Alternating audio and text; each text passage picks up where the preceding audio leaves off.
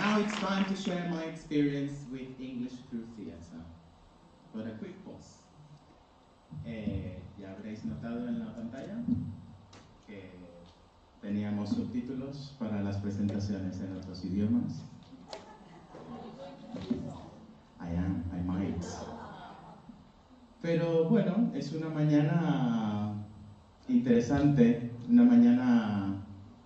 It's a moment like life, isn't it? Ups and downs, like theatre. Y esto, curiosamente, está muy conectado con mi presentación. How fitting. So,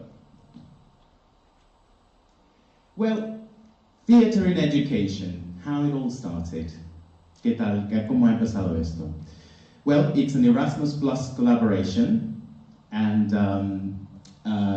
the project is called UTEL, Using Theatre to Express Life Experiences. And so I was prompted with this challenge, and I said, okay, let's do it, because I'm very passionate about performing and theatre, but at the same time I am very passionate about education. So I thought to myself, I have to create a course that can focus on yes, maybe I can do it myself with my body. Okay. That can center on the self. So it's student-centered. At the same time, that allows for the development of the inner self, the emotions, getting to know oneself a bit better. At the same time that it works on the soft skills, communication, creativity, solving problems, and working together. At the same time, as a teacher, I like my students to develop their own skills. Not only language skills, but ones that can allow them to be autonomous. And at the same time, that gives them a sense of a community, so that they can really feel that they work together. Well, there is one thing that I personally like, which is to introduce into my classes, which is retrieval practice, so that we avoid that that sense of, I forgot what I saw last week. So there has to be a sort of a constant recycling in the sessions. So I said to myself, I have too many things to put together, didn't I? But as every teacher, as I am sure every single one of you in the audience, you make it work. Or we try. So I said, well, let's create something, but based on the premise that doing is the key to understanding. And John Dewey, who is a reference person in PBL, project-based learning, if you're working on a project, you have to know about this man. He brought his work from pragmatics into education. And then his disciple started by creating some principles on how to work in a project. And he said, okay, we learn by doing, that's one of the principles, but there has to be a continual learning. There has to be something that allows them to get competencies for lifelong learning. Learning doesn't stop with the project final performance. So, another principle, maybe I can just stretch a bit more, is interdisciplinary learning. And this means that even if I am teaching English, this is connected to so many other things. This is connected to art as they create things. This is connected to literature as they read and as they get to know more about language. This is connected to history. This is connected to even physical education. It's all connected. And social interaction. We're social beings. We love interacting. and learning is much more fun when we interact. So, moving on, you might think, okay, so I have the principle, so how do I sequence this? How do I go from having nothing to a final performance in project-based learning? Well, back in the day, Kilpatrick, who is a disciple from Dewey, said, okay, I have a method. Do you know what?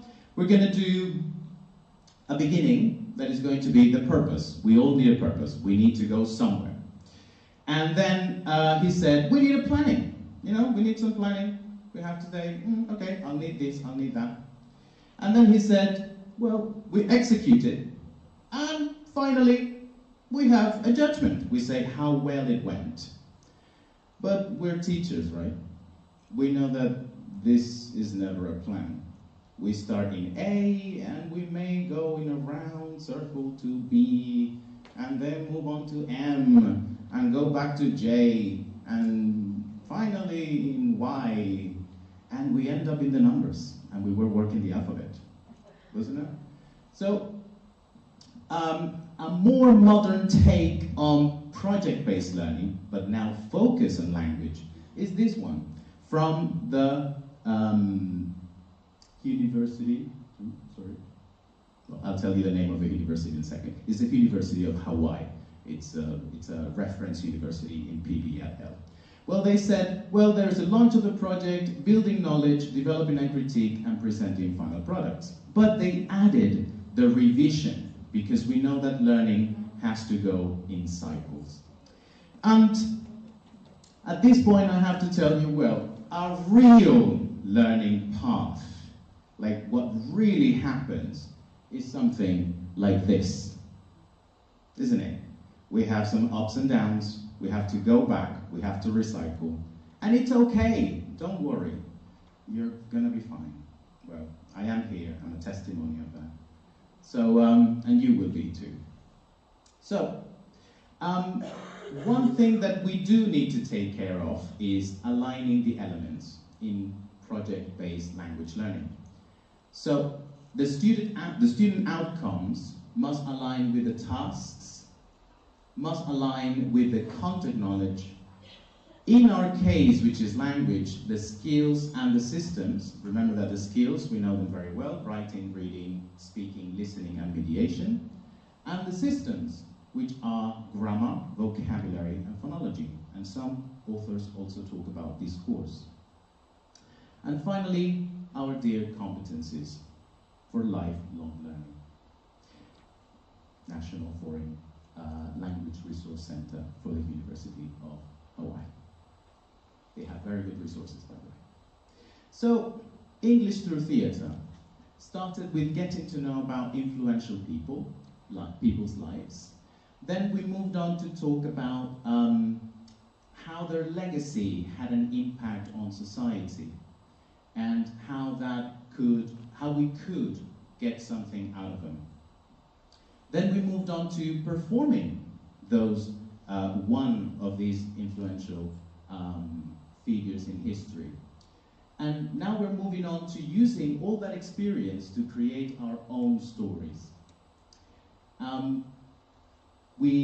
Before we end, we give each other feedback, and we have then a final performance of one's autobiography. Now, remember, there are curves and turns and ups and downs. So, in terms of the content, we worked on the story of the biography of Mahatma Gandhi, who told us about democracy, justice, social justice, and fighting for human rights. We talked about Harriet Tubman, who told us the power of freedom and how important it is to feel for others and help them. We talked about Jane Austen, who told us about our inner self and following who you want to be and fighting for what you want to do. And we also saw the story of Alan Turing, who is very dear to our hearts, as is the biography that we performed on a stage. But now the most important story is yet to come, who is their own story that they're going to write very soon. So the journey has taken us from day one, complete strangers, who somehow were there for a reason. They wanted to improve their English, they were not very sure what they were doing, to working together. They said, okay, let's do some language, okay, let's improve here and there. Oh, this is interesting. Oh my God, Richard, really, this? To saying, well, okay, we might do some rehearsals and it's fun. Yeah, we get a good laugh. To even unexpected rehearsals on the street.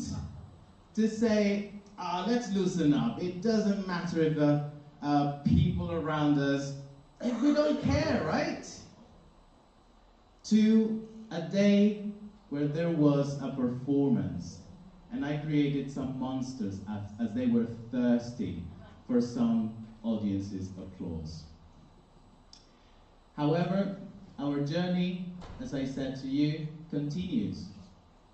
And I remind you, this might go up and down, or go back or forward, but it's one that I would repeat 1,000 times, and I want to thank my students for that. So thank you very much.